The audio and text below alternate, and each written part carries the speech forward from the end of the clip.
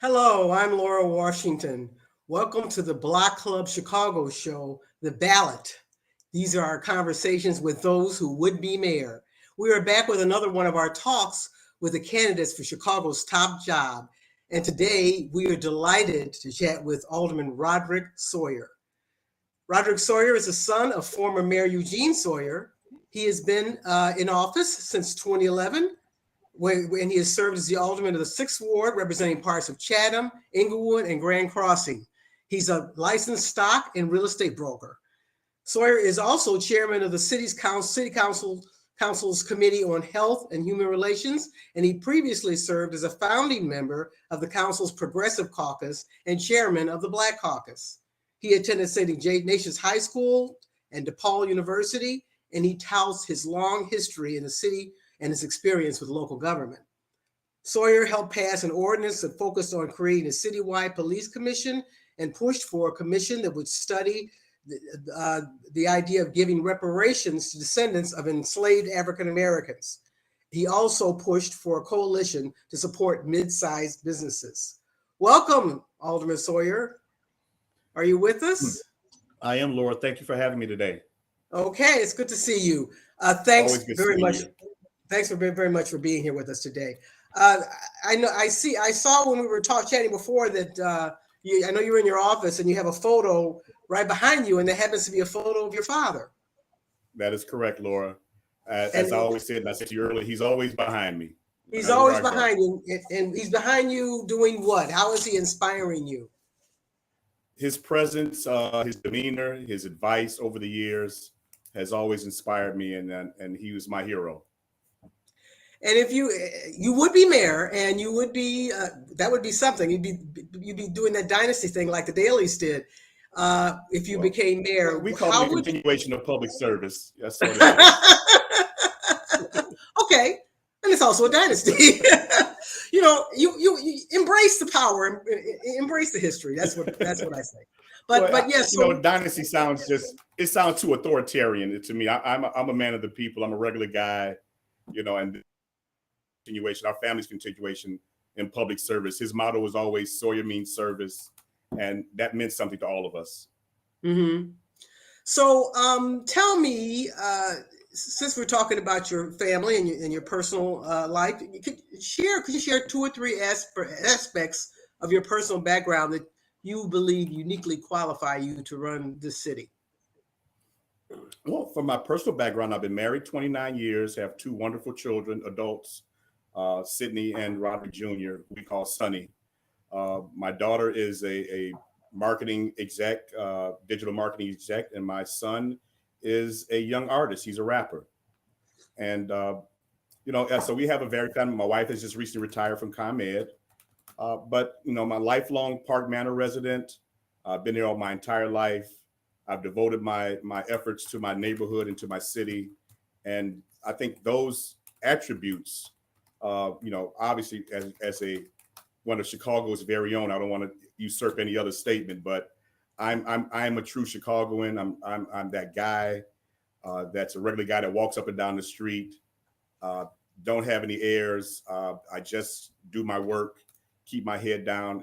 If any criticism about me, people say that I'm too humble, that I just don't acknowledge all the things that I do. So that's me in a nutshell. No, that's interesting because humility is not one of those things you see in many mayors. So that would make you unique. Yes, so you said you grew up in Park Manor. You still live in Park Manor? I do. So other than Park Manor, obviously that's your home and you love it. But other than Park Manor, what other neighborhood in Chicago would you, if you had to single out another favorite neighborhood, which one would you choose? I'm one of those guys that went around Chicago all over the place, south to west, north.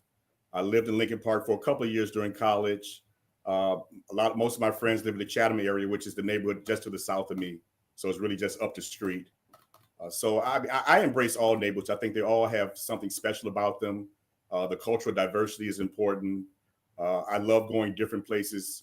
I'm a foodie, so I love to go everywhere to eat. Mm-hmm. So I'll go to Humboldt Park. I'll go to Pilsen. I'll go up north. I'll go to Bridgeport. I'll go anywhere they have good food. What's your downtown? What's your go-to in food? Your fave? Ooh, wow. It depends on what I have a taste for. Mm-hmm. You know, steaks. You know that we have some of the best steak restaurants in the city. I mean, I can name 10 of them that are equally good. I don't want to single one out. You were so I do have a diplomatic, couple of local Alderman. favorites. I have a couple of local favorites. Uwe on 83rd Street in my neighborhood is a great Mm-hmm. soul food restaurant, and it's run by a great husband and wife team. There are others. I've been, and I am unashamedly a big Riccabini's fan in Bridgeport on 26th Ah, Street. look I've at been eating it for beans. about 35, almost 40 years. You can tell by my girth that I enjoy the big steak. So, but I enjoy, like I said, I enjoy all food Chicago. Anything foodie in Chicago, I'm trying to go check it out. When I see new places up in magazines and newspapers, I'm one of those guys who goes to check it out just to see what it's like. You're adventurous, and if you want to do that, Oh yeah, Chicago is I'm an certainly the place adventure to do eater. that. Yeah, I will Yeah. go. Good for you. So, yeah. Now you mentioned that you lived in Lincoln Park. That was when you were going to DePaul When I was University, at DePaul, yes. right? Now Lincoln Park and perhaps Park Manor, Chatham, could in some ways illustrate a tale of two cities in terms of the differences in both political, cultural, racial, economic in the city. And there's been a lot of debate around this whole tale of two cities and Absolutely. the haves and have-nots in this campaign.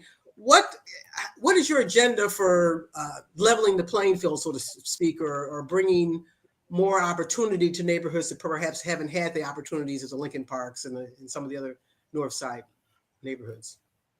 Well, Laura, I always preach that each neighborhood should be self-sustaining. That means every neighborhood should have similar amenities. They should be places to entertain yourselves. There should be professional services. There should be grocery and other stores where you can get your goods and services. There should be children's activities. Every neighborhood should have all of these things. If they don't, we're failing that neighborhood. I was one, you stated correctly. I lived in Lincoln Park for a couple of years. When I came back south and got married, my wife and I actually bought and renovated a house that we thought looked like one of Lincoln Park's houses until we got it refinanced. We were offered to refinance, and they told me my house was worth no more than what I had bought it for 10 years prior.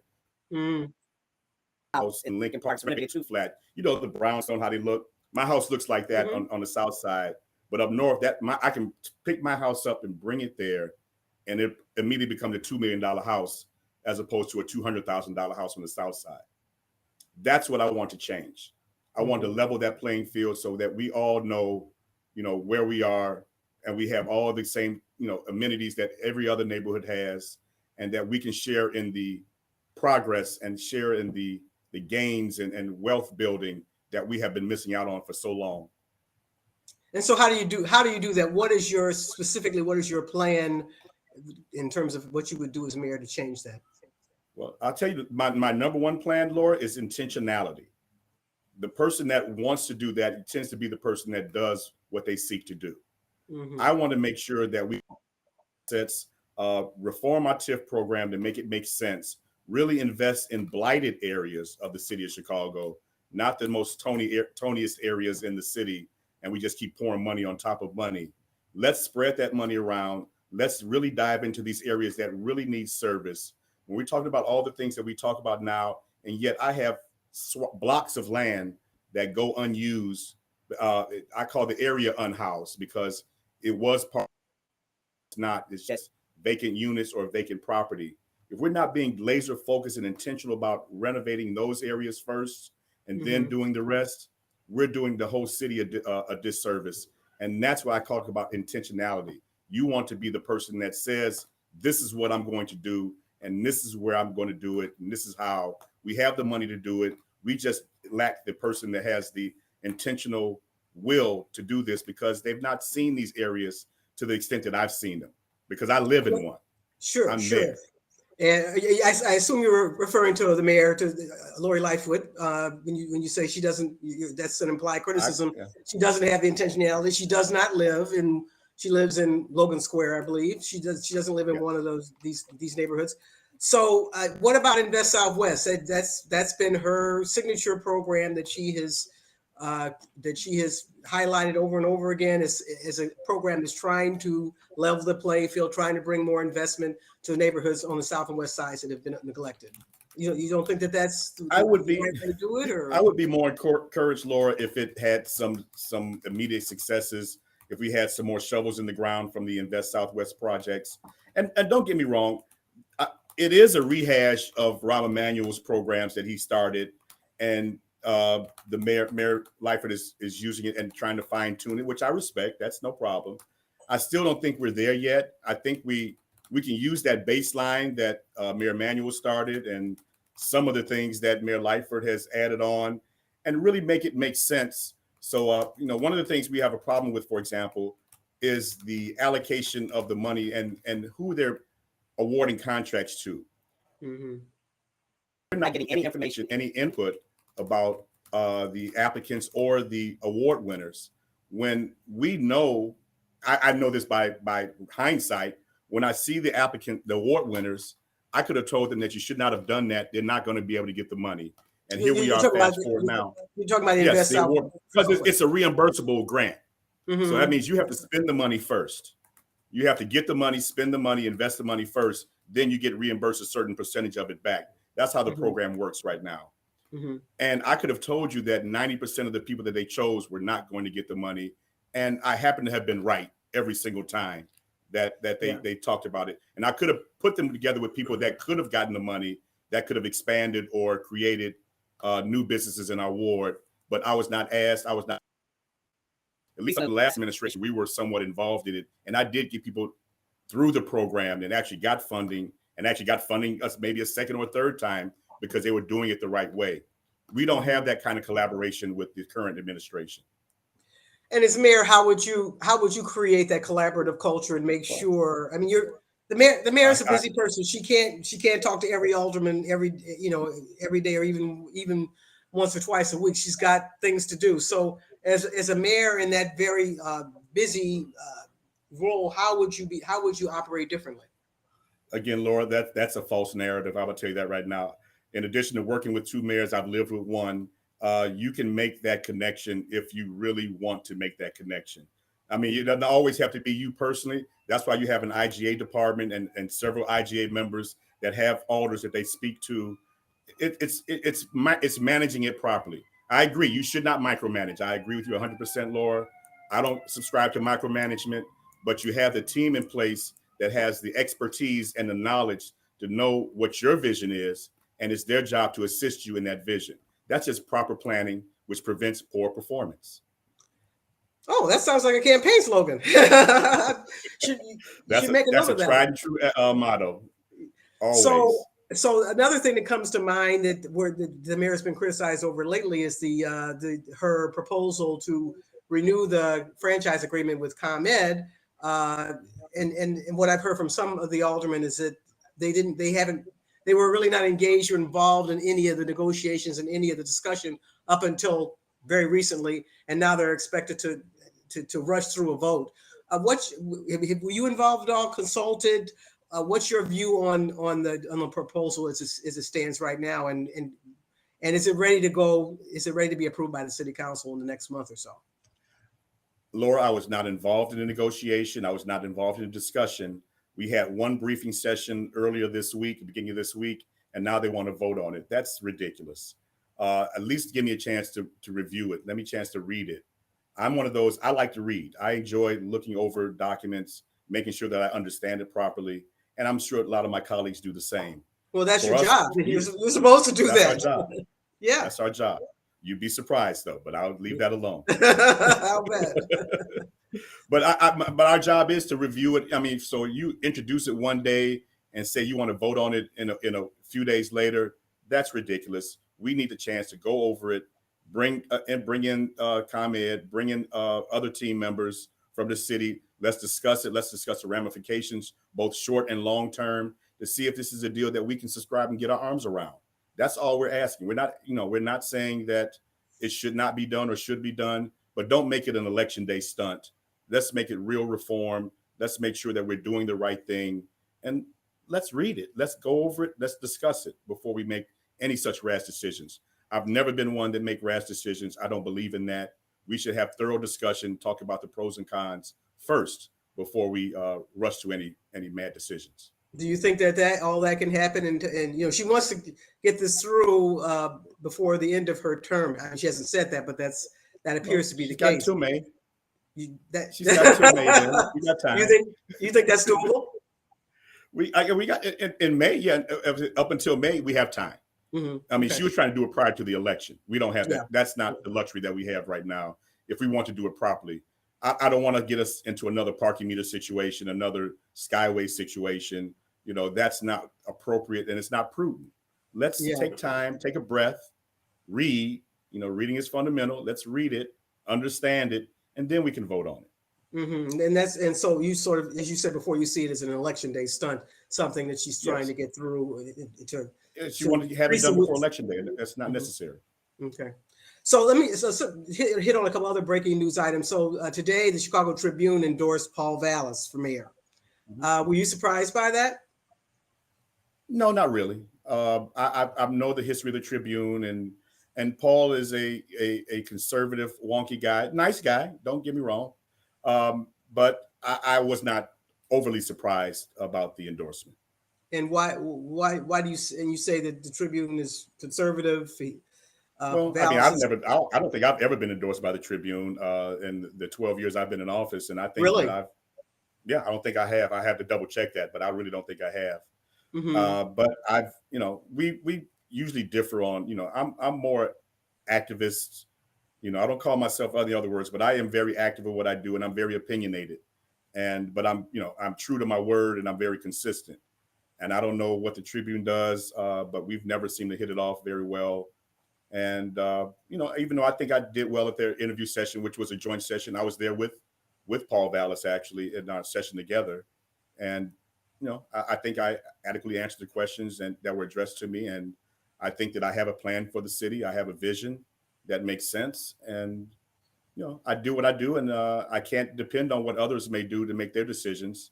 Mm-hmm. I don't know if it was a money decision or any other decision. But, I respect what they do, and, I keep moving. I can't waste my time thinking about it. Okay, well, what about the other big news with Vallis this week that there's a video of him saying that he is against abortion and that he is considers himself more of a Republican than a Democrat. Have you seen that? I've heard about it. I have not seen the actual video. Mm-hmm. I did hear about it, and, I want to wait to see the actual video before I make any comments. I don't want to make any rash statements on something. I know I've been next to Paul Vallis at a variety of forums, and he said that he fully supports abortion rights. But if there's something different, I would definitely like to see it. So if there's some inconsistencies in statements. What's your position on abortion rights? Oh, I fully support abortion rights. It's a very serious matter we have to contend with, and I always want people confuse that, but I just want to make sure that I support the rights of women to choose what they do with their bodies. I support all of that and have no problem with that. Is that important is that an important value for a Chicago mayor? I mean, I was going to say, I don't know how important it is, but as a person, as a man, as a Chicagoan, as a husband and a father, I know these decisions are tough decisions. No one makes this decision lightly, and it's a really hard decision, and it's a hard decision on a woman. I want to make sure that I support a woman's decision, whatever that decision is. I'm gonna be right there to support it. But in terms of the question about does it matter what position a Chicago mayor has on abortion? I think only in the terms of what type of person that you're electing to an office. True, we don't have policy provisions that deal directly with that, but it does indicate who you are as a person, what type of person that you are, what type of moral stance do you take on certain issues. And I think people are demanding to hear that, and I think they're entitled to hear the answers. Okay. Now, as I mentioned, you're a veteran alderman. You've got a lot of experience on the ground, and obviously you've accomplished a lot in the city council. But as far as I know, at least in modern history, there's never been a sitting alderman who has been elected the mayor of the city of Chicago by the voters. And why do you think that's the case, and what are you going to do to break that mold? Well, historically, there's never been, and you're correct, there's never been a sitting alderman who won an election as mayor. That is very much true. And a couple of things. One, we run on the same cycle. Most aldermen are afraid to leave their positions where they are to run for mayor. Over the last 50 years or so, most of it has been controlled by, dynasties, as you stated. That's why I try to avoid the word, where people felt nervous or even scared to have the temerity to even think about running against the sitting mayor. Mm-hmm. Now I think we're a bit more open, a bit more conscious about what happens. And I think the average person wants what we ask for a lot of other positions, particularly in police. You should want somebody that has the respect of their colleagues, someone who has risen through the ranks, who has subject matter knowledge, and that can lead this city to the next level. I hit all those boxes. Mm-hmm. I'm a veteran city council member, come through the ranks, been involved with a variety of caucuses, led them both, the ones I was involved with, lead a committee. I have the support, interaction with my colleagues. I get ordinances passed. People come to me because I get things done on the council floor.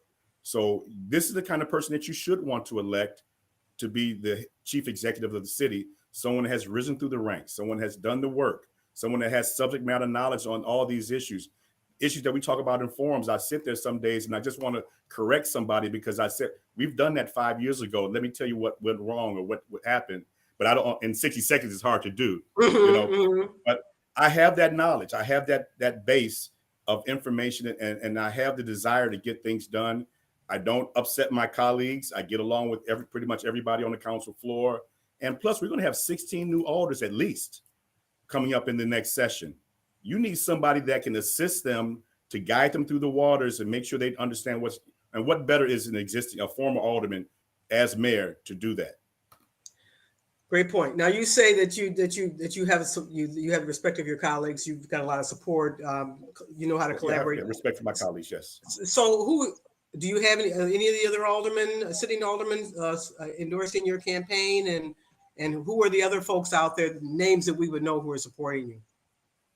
Well, the person that's helping me, that does help me is Alderman Hairston in the 5th Ward. She's been providing a great deal of assistance to me. And, we're long-term friends. We've been friends for about 40 years plus. And she's stepping down too. And she's stepping down. Mm-hmm. I have not really sought the support of my colleagues. I know the ones that were having races, I kind of let them be. We talk all the time, but they know that my respect for them stands, and I like to think that they have some deal of respect for me. But, people do what they do. I cannot control that. I know some of the alders have supported other candidates. Obviously, a few support the mayor. Some have supported some of the other opponents. I get that. And it's funny because even some of those I've helped are supporting other candidates, but that's okay. Yeah, Pat Dowell came out. Pat Dowell came out today for Brandon Johnson, and Tom Tunney just the other day came out for Paul Vallis. That's correct. And I know that I've worked with both of them. I work with all my colleagues, all 49 of my colleagues. I work with on a regular basis. Together, we have passed a lot of ordinances together and worked on a lot of things together. So, but I cannot make decisions for them. I don't comment on what their decisions are. All I ask is that, be open and honest with me, talk to me. My door has always been open. I'd rather I have more respect for you if you come to me and tell me what you're going to do before you do it. Mm-hmm. That's all I can say. Fair enough. Yeah. So let's talk about schools. Public education is a very important issue. And the mayoral control of the CPS is going to change because we're moving to an elected school board. Sure. What is your strategy and your plan to improve achievement outcomes in our schools? And where one of the criticisms is that we haven't gotten enough support from Springfield to adequately fund our schools. Would you agree with that criticism? And how would you pay? What's your plan and how would you pay for it? Well, I wouldn't necessarily call it a criticism, but it is an acknowledgement that we should get more help from Springfield on a few levels. One of the, I think, most glaring things is when we pay property taxes, we public school pension fund, amongst other things. We also pay a state income tax. When we pay a state income tax, we pay for the pension funds of every other municipal public school system in the state. Why aren't we combining our teacher pension fund with the state teacher pension fund and then divert those resources so that we can have a fully robust one central teachers pension fund that we can manage at that point, because we should have the money available to manage all those funds together. And I think the economies of scale would dictate that we do that. So that's one of the issues I think we should do. Two, as we're transitioning to the local school, to the fully functioning local school councils, we should make sure that they're in the best financial shape possible. So in addition to doing that in the pensions, we need to really be looking at now, even though we have a moratorium until 2025, on what we're going to be doing with these vacant and abandoned school buildings. And also, let's be honest, we have quite a few underutilized school buildings right now. For example, we have Douglas on the west side that's under 5% enrollment and almost 0% proficiency in reading and math. We got to put all of our resources, all of our efforts towards educating our students, and not be so attached to buildings or assistant administrators or deputies to the assistant administrators or the assistant to the deputy assistant administrators. And get rid of the bloat, get rid of all the unnecessary things, and be focused on what we're going to do for our children. Our children are suffering out here.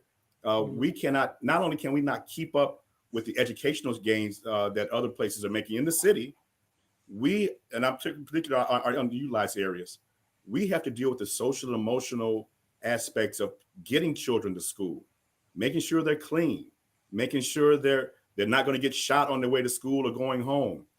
I have mostly grammar schools in my ward right now.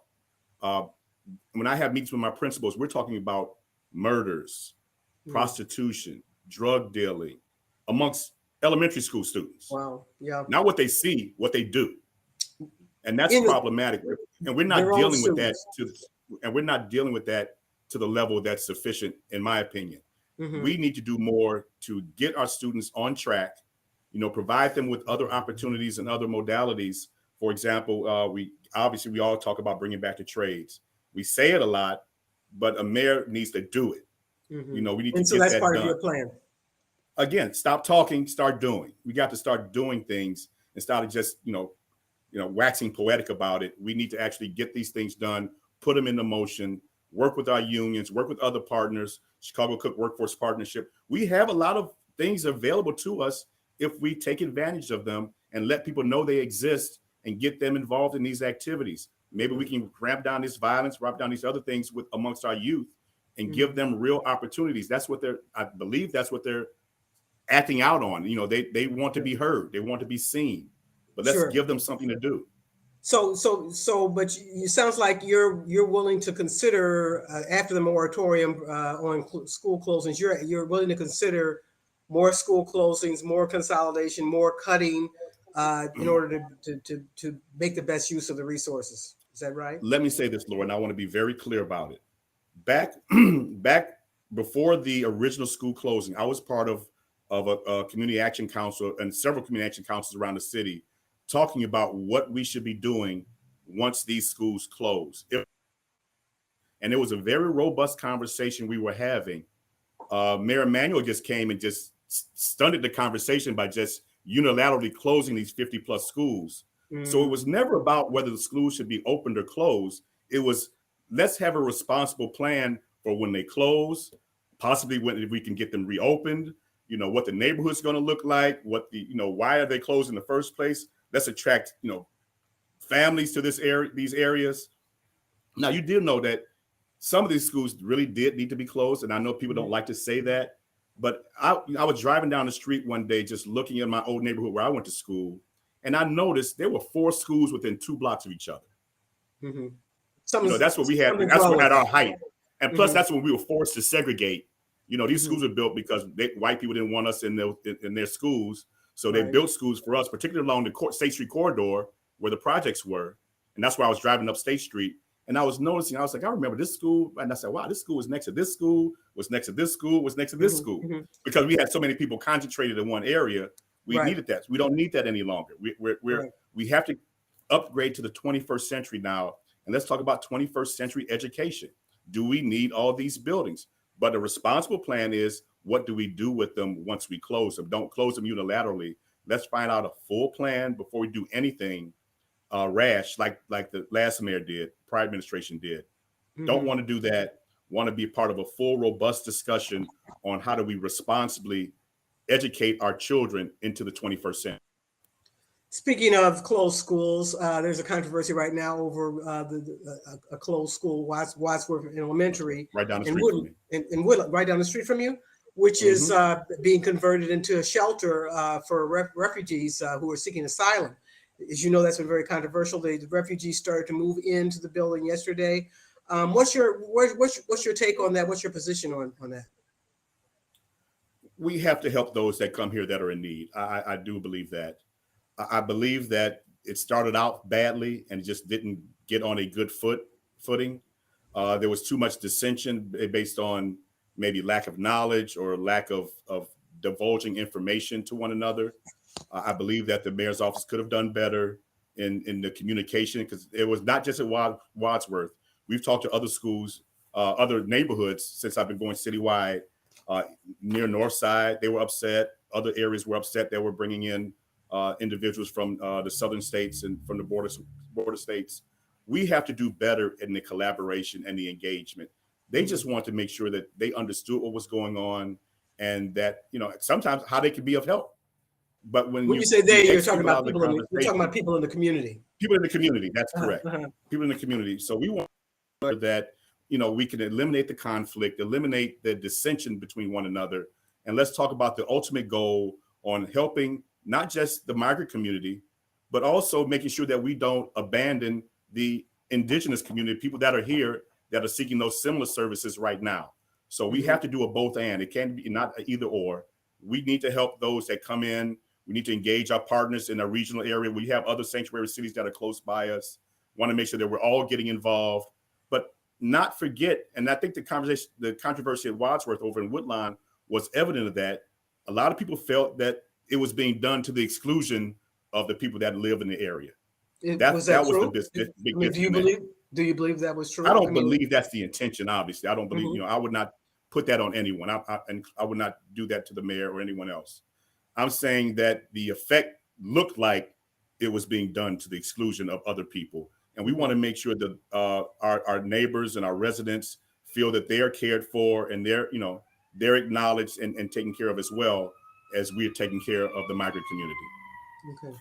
So I have a couple of questions that relate to Block Club and some of the issues that we've been covering for a long time.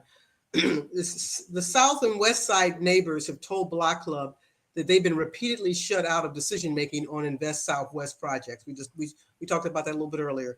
And they said that the city promised them unprecedented levels of community engagement. How would you work to ensure that those projects that are picked are the ones that the neighbors want and that will most benefit the communities? Well, my easy answer is take what this administration did and do the opposite, but to get into detail. But you know what? Again, the level of engagement is very important in these kind of projects, because these are homegrown local businesses that we're trying to assist. One of the things that you need to know about them is, who the businesses are, what they do, how they impact the community.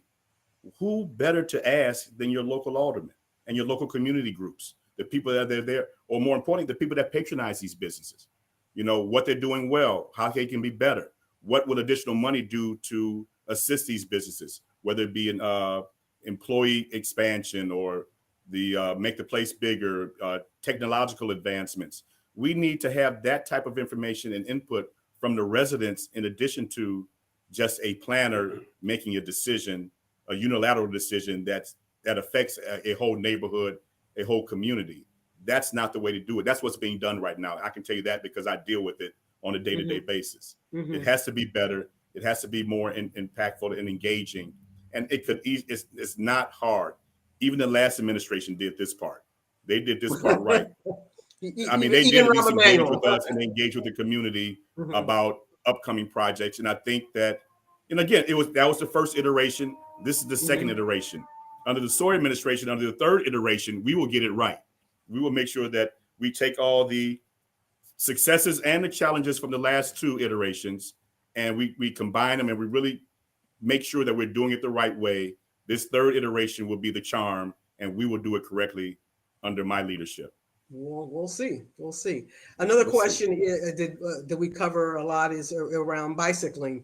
As you know, there's been a series of tragic incidents in recent years involving bicyclists, with cars blocking bike lanes and hitting cyclists in the roadway. Do you have plans for improving bicycle safety infrastructure if elected? And what specifically would you do to make the roadways safer for both bicyclists and pedestrians?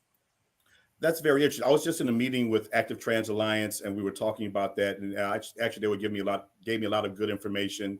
One of the things, for example, they've been talking about and activating on is maybe removal of the right turn on red, because that has been the cause of quite a few accidents coming up. So we're going to look at that as an option. We're going to look at making sure that we have more protected bike lanes, increased enforcement of those that are violating the bicyclist path of access. We just have to make sense out of these things, making sure the streets are smoother and accessible for bikers. But we have to make sure that we can, once and for all, get this together between motorists and bicyclists, that we can, and pedestrians, we can all live in this city together safely. But everybody's going to have to make a little bit of a sacrifice, especially motorists. Motorists have been, hogging the roads for far too long. I get it. I'm guilty of that. And I want to make sure that we're doing better with making accommodations for a lot of reasons, for health reasons, for safety, for environmental reasons. We should be encouraging more biking and walking and other forms of transportation, bus, train, as opposed to just totally relying on gas guzzling cars and negative emissions. So I want to do more so that we can do better in that vein and make Chicago that type of green city that really respects its motorists and other pedestrians on the street. And safety, of course, is the number one priority there. So we also asked some community organizations that we cover for their input, and we heard from Rage Inglewood, and they're asking about an issue that's very important in Greater Inglewood. They say that in Greater Inglewood alone, there's over 600 abandoned and vacant residential and commercial properties. They want to know what your plan would be to implement in the first 180 days of your administration. What would be your plan to address these hyper vacancies in properties and communities like Inglewood? Well, Rage is aware of that because Rage was involved in meetings. We were having housing meetings in our ward. After the high school was built, after the Inglewood STEM High School was built, the plan was to build around the school, make sure that you're having housing available. Now that we have a state-of-the-art school, almost $100 million facility there, we want to make sure that we take those lots that are surrounding the school and house them once again. When I talked about it early on in this interview, that I have areas that I call it unhoused. They're areas that used to be populated with people, vibrant areas. And for a lot of reasons over the last several decades, they've moved out and they're left with either vacant units or abandoned properties. We need to reestablish those, rehouse those, both with, we have funds. We can use the homelessness funds to do this. I have lots, and I know a lot of my colleagues have lots that are they can get to school and other opportunities that they have. We have that property right now. Why are we wasting time talking about spending untold millions of dollars on new facilities in areas where we're attempting to bust up gentrification? I have areas right now where we can build today, not 10 months from now, not 2 years from now. We can either renovate and build today. We can use the residents in that same area and contractors from that same area to make the investments in their home area, so to speak, so that we're doing a few things. We're helping people become employed. We're recreating communities once again. We're helping small-owned Black and brown businesses and disenfranchised people's businesses. We can do all that in one fell swoop and provide housing for the unhoused. What better scenario is that? But we never get people to want to talk about putting these structures in Lawndale, in Inglewood, West Inglewood, Humboldt Park. I know Humboldt Park. I take that exception. I take that back. Garfield, some areas of Garfield Park. Mm-hmm. We're not going in those areas to really address the problems that we have, and we can solve so many problems in one fell swoop. It's ridiculous that we're not even thinking about it. Why aren't we addressing those? It goes back to my original statement at the very beginning of this interview: intentionality. Mm-hmm. You have to desire, and you have to know your area. You have to know the communities where you in Chicago. I know all 77 communities in Chicago because I've been everywhere throughout this city. I know what the challenges are in certain areas. I know the difference between, these areas or that area. I know how we can be laser focused and really make a really impactful investment in certain areas. And that's something that I think that I bring to the table. My experience being a lifelong Chicagoan, traveling all throughout this city, making sure that, I enjoy the city. I love the city. That's why I always traveled around it just to explore and make sure I'm knowledgeable about it. But this is where my knowledge comes in handy because I know these neighborhoods. I know where we can make these investments that with the money that we have. I don't even think we have to use, I think Bring Chicago Home is an admirable, attempt at trying to relieve homelessness, but I just think it's it's misplaced. And anytime you have that tranche of money in a place, I have to ask, where's the equity? What is this money really used for? If you got $150, $160 million a year in a fund, and it's supposed to help one section of the population, I raise my eyebrows about it. Because I'm saying, how can it can lift all boats if we do it the right way, and we can solve this homelessness problem. We can solve this vacancy problem all in one fell swoop. But like you said, why aren't we? And again, that's intentionality. We're not focused. Okay. Now, public safety. We've got to talk about that. Public safety, crime. Sure. That's many people say that's the number one challenge facing the city right now, not just on the streets but on the CTA. So, what is your public safety plan to bring down crime? And the mayor says that she is bringing crime down. That the crime rates have come down in the last couple of years, but some people want more.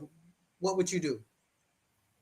Well, I guess I always ask people the question, after all these plans and these statements that are being made, do you feel more safe? That's the real question. Do you feel safe?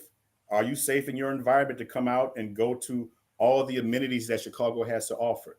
Are you ready to come back to the theaters, to the restaurants, to the children's activities, to the stadiums, all the things that we have here, the museums? And what answer are you not hearing? ready to come back yet because they have that anxiety. They have that. They still feel that it's not safe. Our plan makes sure that we're safe immediately. We want to make sure that we're making the proper investments. Part of which is the things I've been working on for the last several years, which is the Community Commission for Public Safety, which is in place now and would be elected. The first commission would be elected coming shortly after the February election. I'm very proud of that work that I've done, but we have to do more. I think that is also one of the guiding tenets of my use that what we have now to reestablish that communication between the police and community, reestablish that trust, and then people will start talking to the police. We have to institute what I call it's called geographic integrity. It's like beat integrity, just a slightly larger area.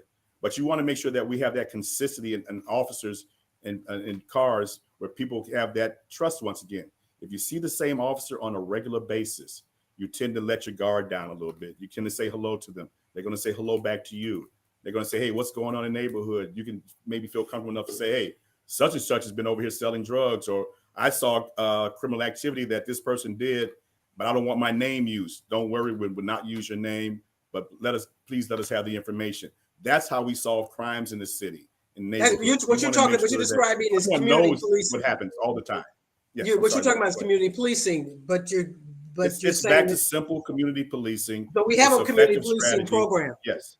We have a community policing program in place now. Yes, but it's not as effective as it needs to be. And that's why we were part of putting that community commission in place, because that's that gap that's being filled between that, the community, and the police, making sure that we have elected representatives that represent that police district or residents in that police district to make sure that their concerns are met.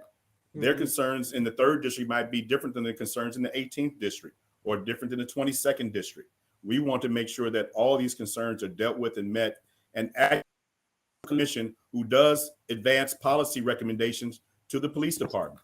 We're trying to put everything together once and for all, finally, after all these years, and have a combination of community and public safety together once finally, and we can all travel again in the same direction. There can no longer be that division and say, I don't trust the police. Police aren't doing their jobs. The police aren't this, or the community's not that. Because it does. There are criticisms on all levels. We have to get better. And part of that is with this commission that I feel really confident about. Are you for increasing police resources and increasing the number of police officers, or do you think we have the right level of police resources now? A couple of things, Laura. One, I am not a police officer. Never been. I respect the profession.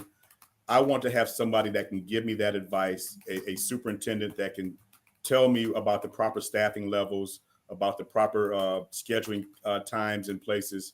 I will say this though, if you call 911 and no one comes, or it's 2 or 3 hours, that also doesn't make you feel safe. That actually makes you feel less safe than you did before you were assaulted or robbed or whatever happened to you. That makes you feel even less safe because now the city doesn't have your back. Everybody's against you now. Mm-hmm. So we have to do better in that. Part of what we talk about is, for example, using either auxiliary or retired police officers to take in those 911 complaints, provided those people are in any imminent threat of danger. Get the pertinent information from them quickly so that information can be relayed to the officers on the street so we have a better chance in catching offenders. We don't need officers to go through those types of calls if it's non-life threatening. If my car was stolen, I just saw the guys take my car, they just drove off.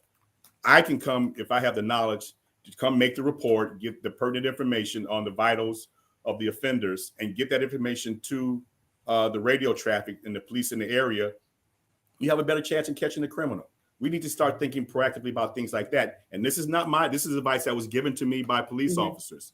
Mm-hmm. Again, I don't claim to be the police, but I talk to police officers and I try to get as much information from them as I can and relay that information to the general public.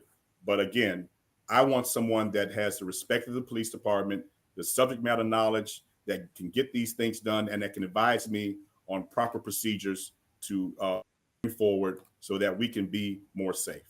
And you're one of the people, or all the people except for Lori Lightfoot, who the other night who said that they would replace David Brown as police superintendent. So, I mean, I'm not asking you to name a candidate, but do you think that candidate would have to be someone internal to the police department now, or someone who has been very engaged in the police department in the past, the Chicago Police Department? I would prefer someone that had a great level of involvement with the Chicago Police Department.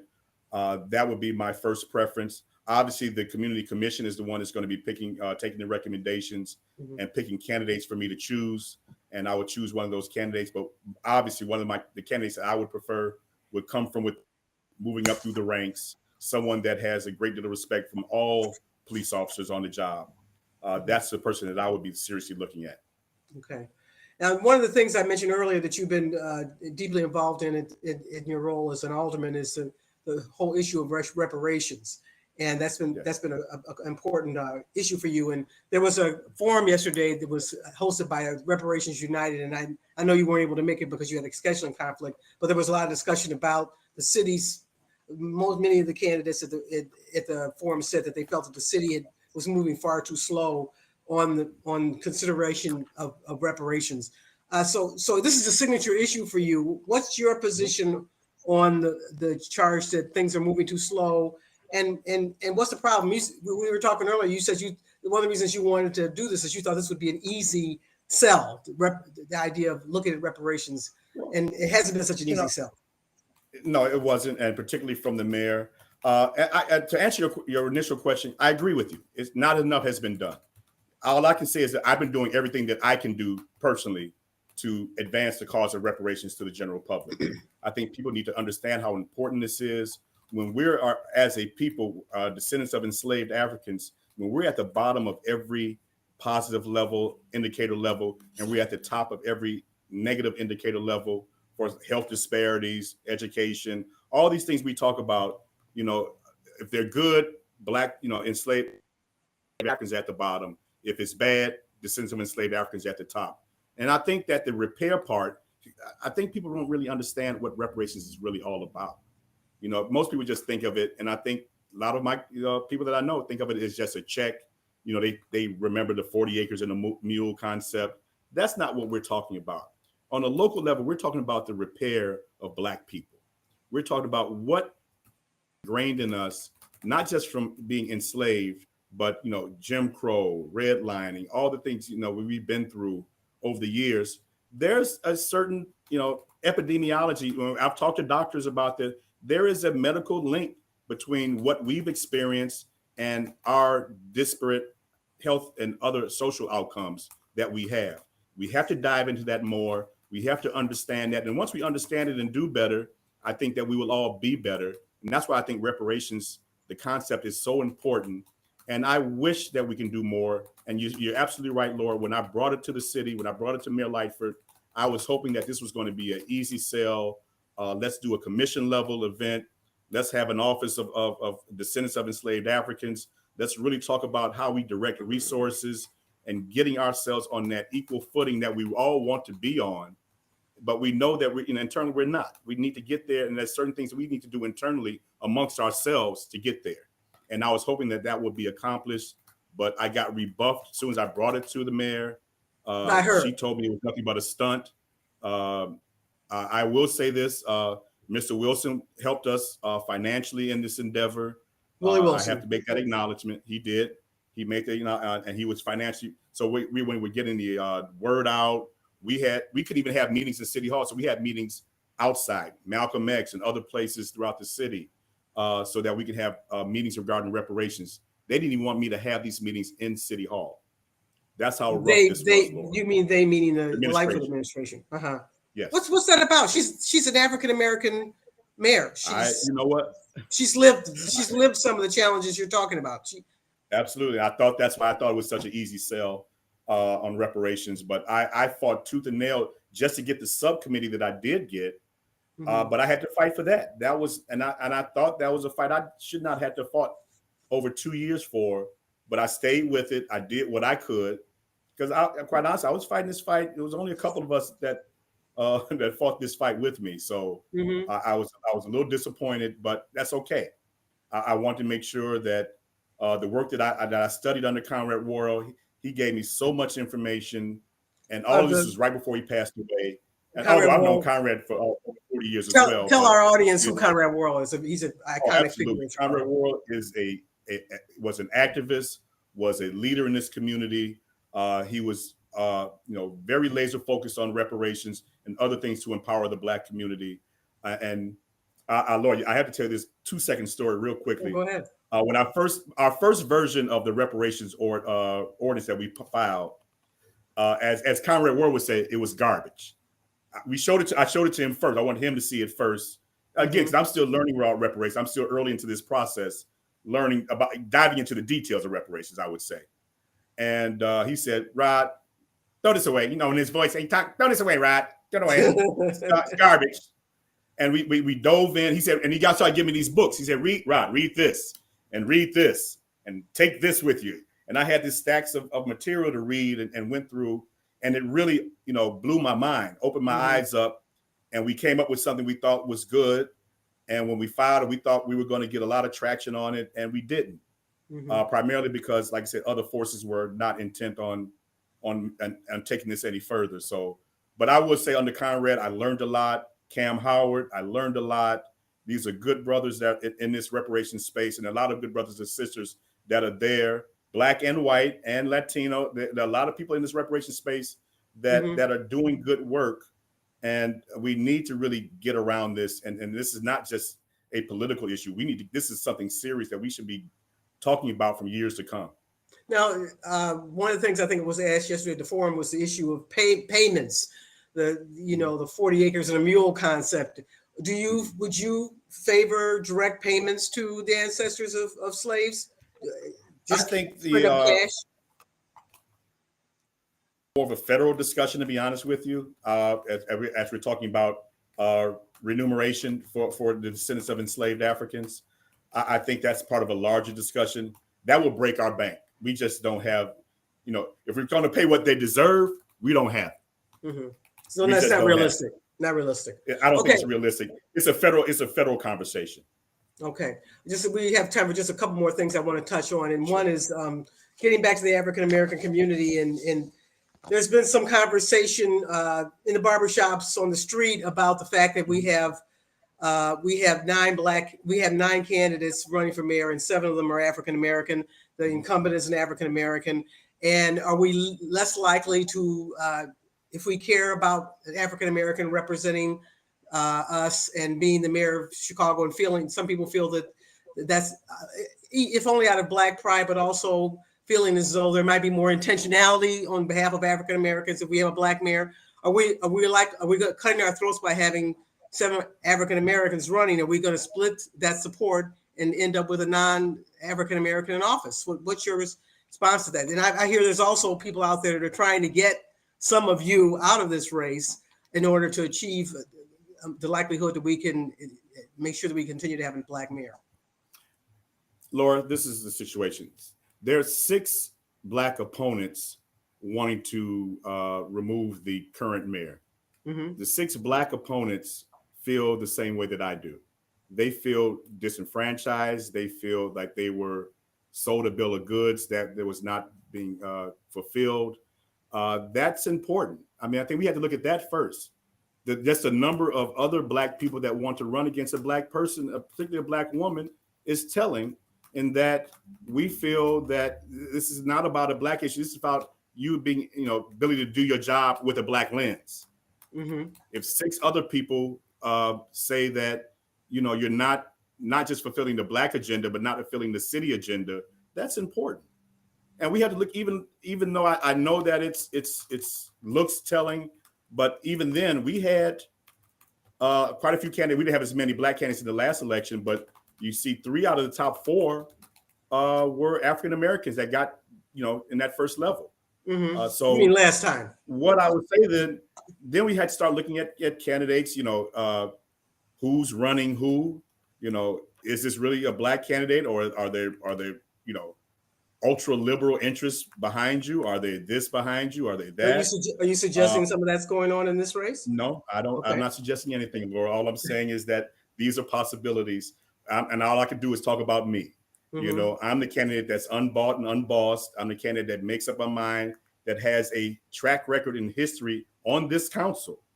The person with the most current and relevant city government experience, including the mayor, right here in front of you, doing the job every day. I do my job today. I'm going to do my job tomorrow, all while running for mayor. It's like juggling, but I do it, and I do it well. So doing that, I always ask yourself, it's up to the people to make a decision.